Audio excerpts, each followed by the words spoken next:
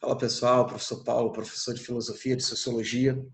Na aula de hoje a gente vai continuar vendo os empiristas, né? Aquela sequência de filósofos empiristas, né? Que a gente viu que tem um lado A, um lado B ali do racionalismo com o empirismo, né?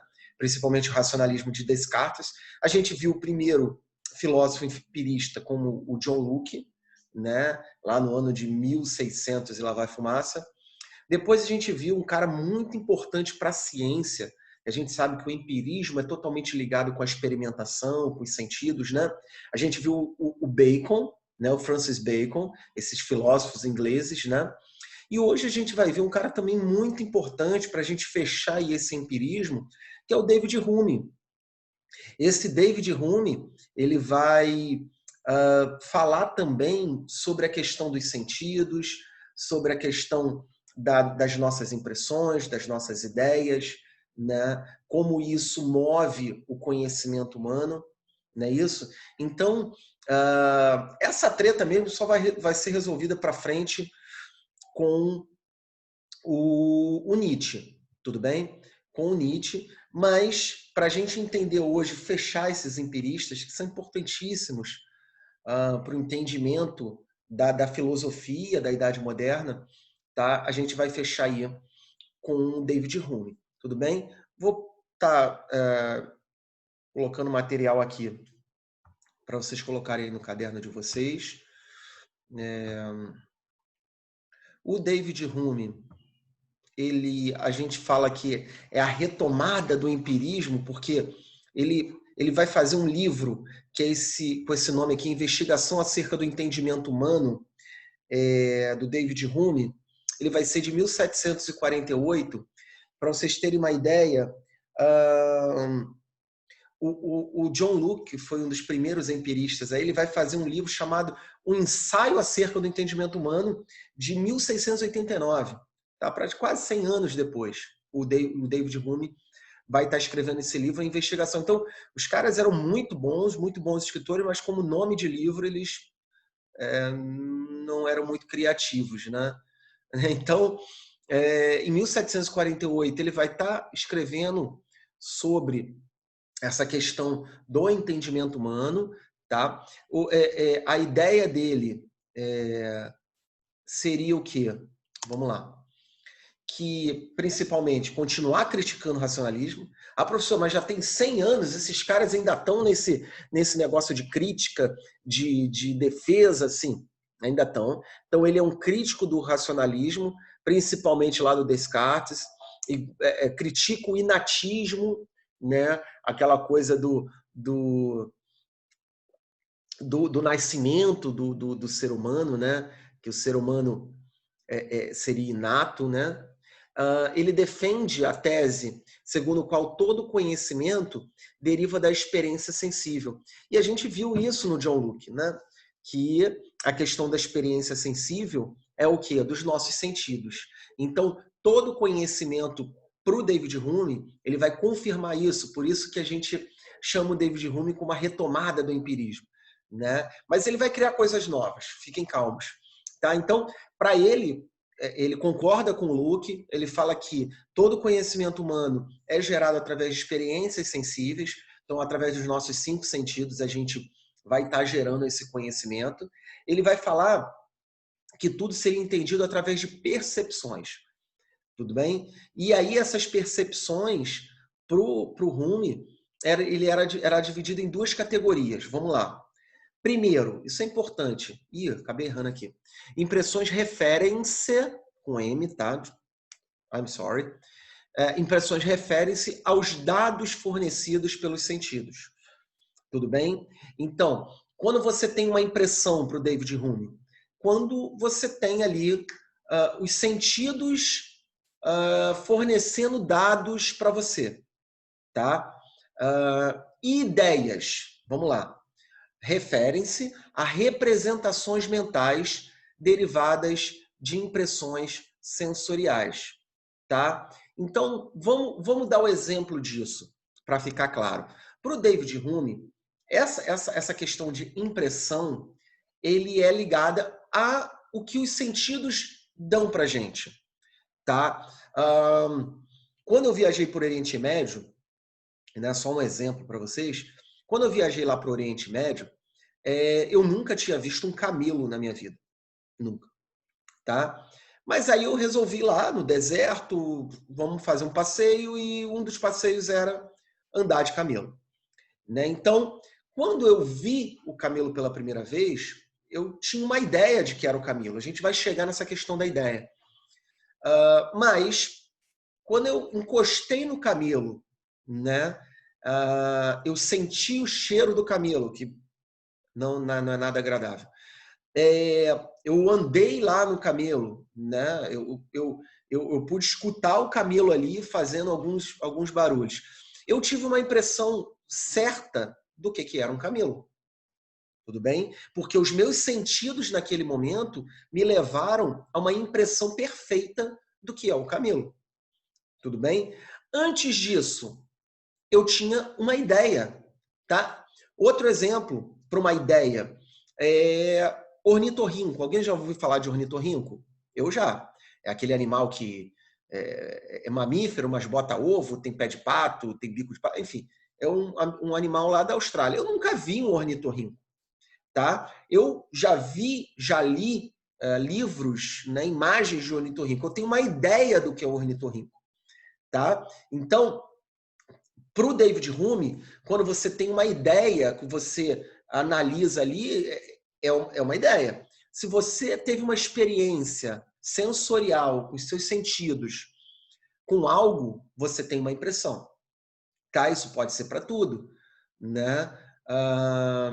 Então, ele pega aquele sentido do John Locke, dos sentidos, da experiência sensível, e ele destrincha.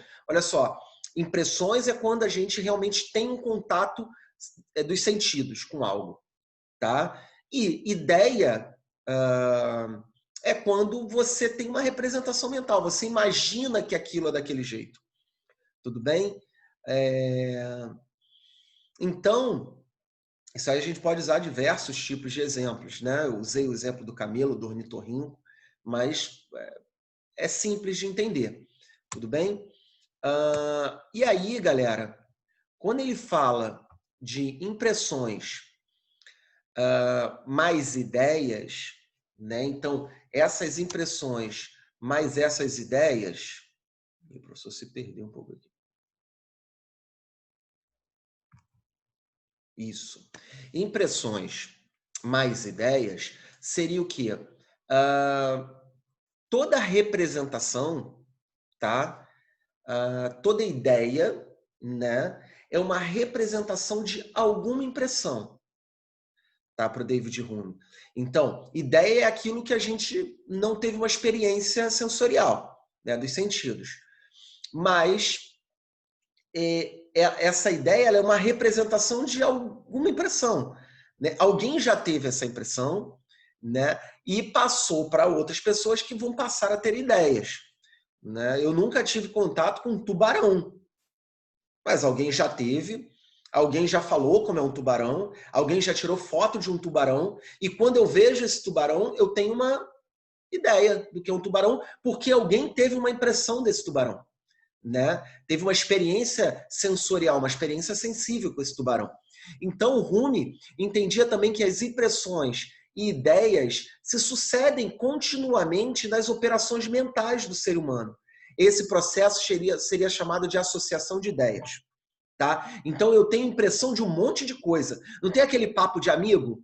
Cara, eu fui na floresta tal, ou eu fui na festa tal, vocês perderam a festa, né? Eu fui numa rave tal, cara, muita parada na rave, muita música legal, muita bebida legal, muito troço legal. Isso eu estou conversando com alguém. Essa é a minha impressão, porque eu vivi uma experiência. E aí, quem está escutando essa minha impressão está tendo uma ideia, né? Essas mensagens estão chegando na mente e essa pessoa está tendo uma ideia. Então, essa associação de impressão com ideia gera o quê? O que o Rumi chama de associação de ideias. Tá? A associação de ideias para o Rumi é essa mistura de impressão de ideias. Tudo bem? E aí, essas associações de ideias para o Rumi, ela é dividida em 3 momentos. Primeiro, em semelhança, tá? Quando é que eu associo algo para formar minha ideia? Né? Quando verificamos que o objeto nos remete a outro, mesmo que seja por uma imagem.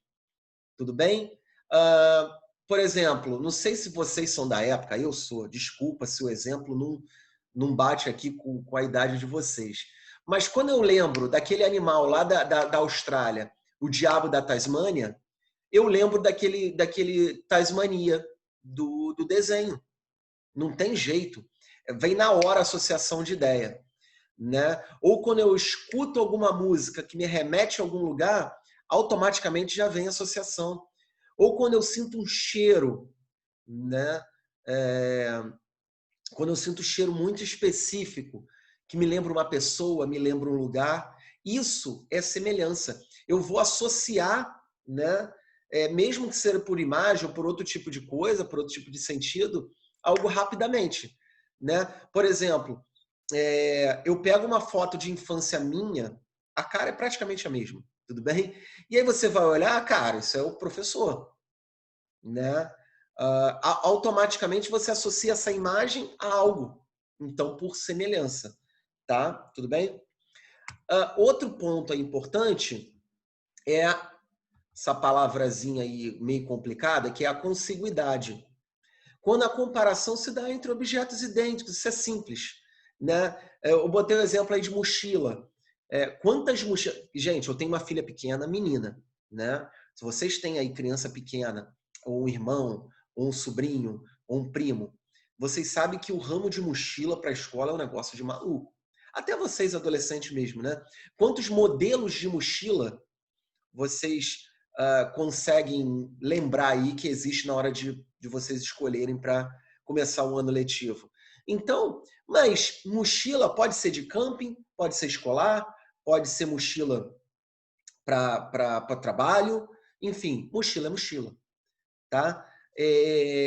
Então, quando eu falo de mochila, automaticamente vem uma imagem para você, é uma mochila, né? Mesmo ela tendo diversas formas, né? Quando eu falo de um computador, vocês sabem o que é um computador, mas pode ter diversos tipos de computadores, né? Quando eu falo de celular, né? Vocês sabem o que é um celular, né? Por consiguidade, você eu sei um celular, mas você tem milhões de tipos de celulares. Deu para entender? E o último aí seria causa e efeito. Quando associamos o que sucedeu pelo que anteveio, tá? Não entendi nada, professor. Ligação sequencial de fenômenos, força do hábito. Para o Rumi, isso é um problema. Lembra que ele é empirista, tá? O que ele está falando? Quando você tem uma ideia, né, que se sucede pelo que está acontecendo, né? O exemplo claro que eu coloquei aí, né? Por exemplo, agora nesse exato momento, estou gravando aqui, o tempo fechou no Rio de Janeiro, né? O tempo fechou, tava sol, o tempo fechou. E automaticamente o que eu penso? Cara, vai chover. Rio de Janeiro, tempo fechou, vai chover. Eu tô aqui praticamente a manhã inteira e não caiu uma gota de chuva. Então, é um erro da minha parte? É. Né? Então, eu não posso afirmar algo pelo achismo, como o Rumi diz, pela força do hábito. Né? É grande a possibilidade de chuva? Sim, é grande a possibilidade de chuva. Mas eu posso ter certeza se vai chover? Não posso. Né? Então, isso para o Rumi é um problema seríssimo. Essa questão da causa e do efeito vai gerar um erro. E esse erro para o Rumi, ele vai chamar de casualidade. Quando a gente analisa uma sequência de fenômenos e tenta ligá-lo. Né? Ih, rapaz, essa menina aí tá dando um problema com meu amigo. E ela não parece que tá desanimada, eu acho que ela vai terminar com ele. Né? Então, uma sequência de fatos que a gente liga e tem a percepção ali, vai acontecer isso. Essa observação para o David Hume, ela é impulsionada pelo hábito, que não tem qualquer comprovação. Quem foi o cidadão que falou que passar debaixo de uma escada vai gerar azar para você, né? Ou que o chinelo virado vai matar a mãe? Não tem comprovação, isso é força do hábito, né? Então, não se comprova nada baseado no hábito. Se comprova o quê? Cientificamente. Tudo bem? Então, o David Hume, ele defende a ciência. Aquela ciência que o Bacon lá faz método e tudo mais. Ele vai defender. Ele vai falar, por mais que os sentidos, que os racionalistas falam que os sentidos é falho, ele fala, os sentidos não são falhos. Né? Os sentidos podem ser divididos em impressão, em ideias, a gente tem uma série de junções disso, mas quando você leva nessa questão da casualidade, na causa e do efeito, e você acha alguma coisa, irmão, para o David Hume, não funciona. Tá? Você só se comprova as coisas de forma científicas. Não se comprova as coisas pelo achismo. Tudo bem? Então, o David Hume, ele é um empirista, ele retoma a questão da ciência muito forte e ele ataca as pessoas que vão pelo achismo. E, gente, o David Hume está mais atual do que qualquer coisa. Né? Hoje em dia, a gente vê uma série de pessoas sem bases científicas nenhuma, tá achando as coisas. Ou tendo ideias de alguma coisa que não faz nenhum sentido. Tá? E tem uma série de pessoas seguindo isso. Lembrando, né, para os empiristas, você tem que ter uma base científica, uma base experimentada, um método para você comprovar as coisas. Tudo bem? A gente está falando de 1750, mas está muito atual.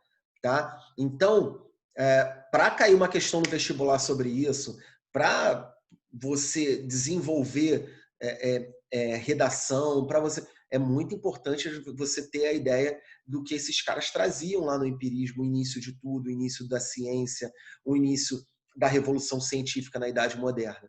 Tudo bem? Vamos finalizar aqui com esses 3 empiristas, tá? Eu acho que é o suficiente.